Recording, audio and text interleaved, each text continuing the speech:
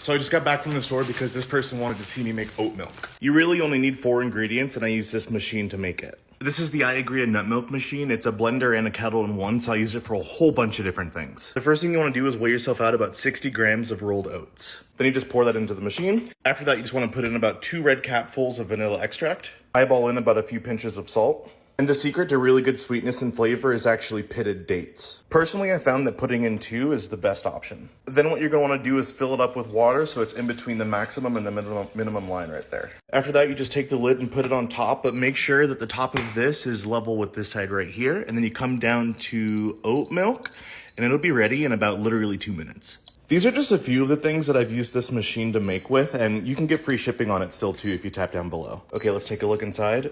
Oh my. Go ahead and do a quick pour really quickly and oh my goodness. Let's do a taste test real quick.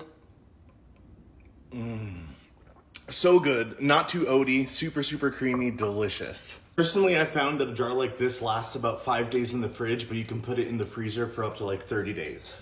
This machine's on sale for literally 50% off and free shipping. Just tap down below and make an order if you want to get one.